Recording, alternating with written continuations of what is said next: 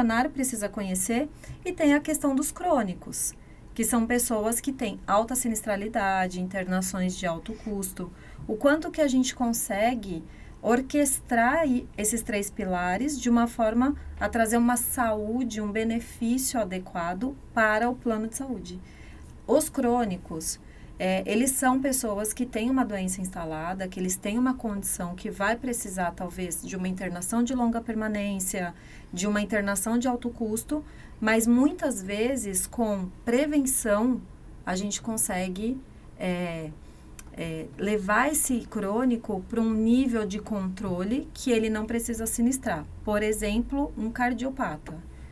Se eu tenho um cardiopata, se eu tenho um funcionário que tem uma doença crônica instalada de cardiologia e ele não faz acompanhamento com cardiologista, ele não faz exames de rotina de prevenção, ele é um possível autossinistrador. Ele vai entrar num hospital provavelmente com um infarto. Vai chegar um momento em que ele vai ter que utilizar, porque tem uma hora que não tem como, não tem para onde correr, você tem que ir para o médico. E nesse momento, o custo é maior do que se ele tivesse feito um controle. Então, a ideia não é que ele não utilize, é que ele utilize da melhor forma. Então, se ele tem um plano de saúde, ele tem uma doença instalada, ele tem uma condição crônica, ele precisa se cuidar. Para isso, a gente precisa olhar para a empresa e entender quais são os programas ou as orientações, o que ela pode oferecer, de acordo com aquele benefício que ela está dando, para o funcionário entender a importância dele se cuidar. E nós podemos ter um caso, por exemplo, de um crônico, onde o fato dele ter se tornado um paciente crônico é em função da atividade da empresa.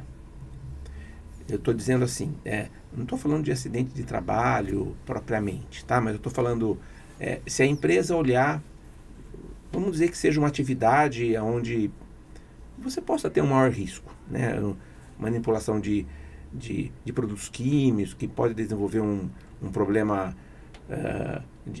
um problema alérgico, um problema de respiração, um problema respiratório, melhor dizendo.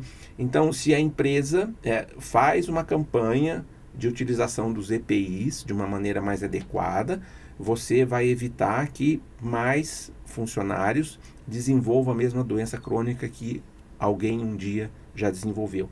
Eu acho que isso é um olhar também, não é? Claro. As empresas que têm... Bom, eu acredito que isso entra mais na área de prevenção, Esqueci o nome da área que cuida. Acidente de trabalho, medicina do trabalho, desculpa. Segurança do trabalho.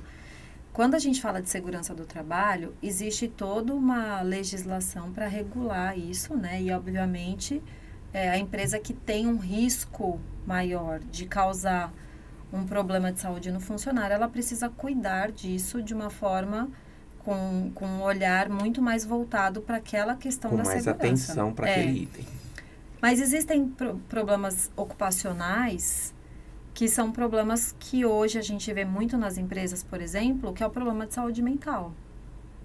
Então, existe uma questão que também está se tornando cultural, de excesso de trabalho, de pessoas que vão além do seu horário de trabalho para entregar metas, entregar resultados. Tem questão de relacionamentos interpessoais, de pessoas com dificuldades de se relacionar e que extrapolam ali o limite mínimo condizente com o ambiente de trabalho.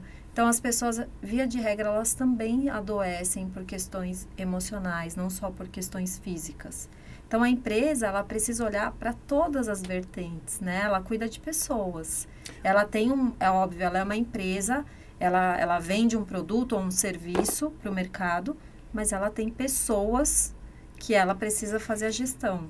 Você está falando que cuidar do ambiente de trabalho também é importante. Também é importante, com certeza. Porque a saúde mental, ela causa um absenteísmo enorme, Então, essa pessoa, provavelmente, ela vai usar mais o plano de saúde, sim, mas ela também vai ter um problema com a empresa porque ela não vai conseguir trabalhar. Vai chegar num nível de estresse emocional que ela não vai mais conseguir trabalhar.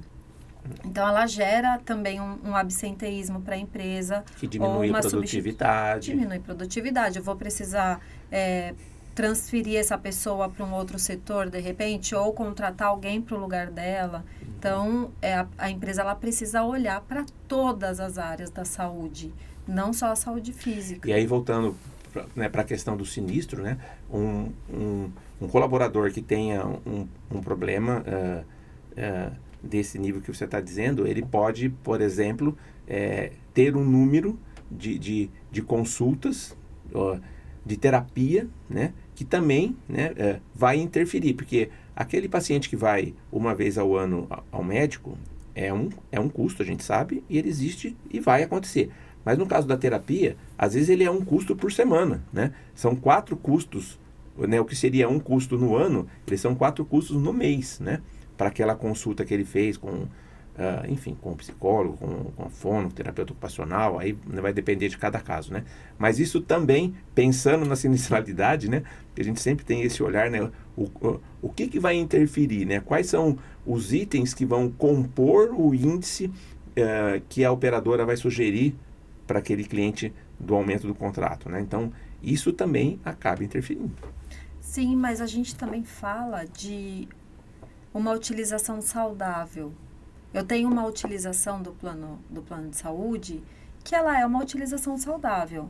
As pessoas precisam utilizar o plano, elas devem utilizar, mas utilizar de forma racional. Quando elas utilizam de forma racional, quando elas utilizam de forma preventiva, elas fazem o uso consciente do plano de saúde. Não é deixar de usar, mas é usar. Então, quando uma pessoa que tem uma condição de saúde mental instalada e ela faz um acompanhamento semanal com um psicólogo, ela está prevenindo um agravamento da saúde mental dela. Então, ela está fazendo uso consciente. O que a gente não pode é deixar as coisas sem controle, né? Essas pessoas sem atendimento, essas pessoas não irem para um médico, para um psicólogo, que seja a especialidade que for, e chegar lá na frente elas terem um agravamento, porque é o que vai acontecer. Haverá um agravamento da sua saúde e aí o sinistro vai ser maior. Então, para eu cuidar da saúde dessa pessoa, eu pago uma sessão de psicoterapia por semana, que é diferente de eu pagar uma internação psiquiátrica durante 45 dias. Né? Então, esse é o uso consciente do plano. Não é a pessoa não utilizar, é a pessoa utilizar de forma consciente, preventiva e para um controle de uma doença. Não deixar essa doença quietinha ali, não vou me cuidar, não vou no médico, não vou fazer nada, já passa. Fingir que ela não existe, né? Aí não dá, né? Aí não dá. Você usou um termo de que um plano de saúde às vezes é um cheque em branco, né? Com relação à forma de utilização. E só para a gente tocar nesse assunto que ele é um clássico, né? Dos exemplos de uma forma não saudável de se utilizar o plano. Então, a família tem 2 filhos, tem um dele que não tá muito bonzinho e leva ele no pediatra, certo? E leva os 2, quer dizer, aquele que está bem vai junto, né, com o pai e com a mãe, certo? Aí chega lá e fala, doutor, já que ele veio, vamos passar esse também, né? Quer dizer, esse é um exemplo clássico de uma utilização desnecessária. Se tem um filho que não está bem, qualquer que seja o probleminha dele lá, óbvio que tem que levar e fazer todo o atendimento e fazer os exames que ele precisa.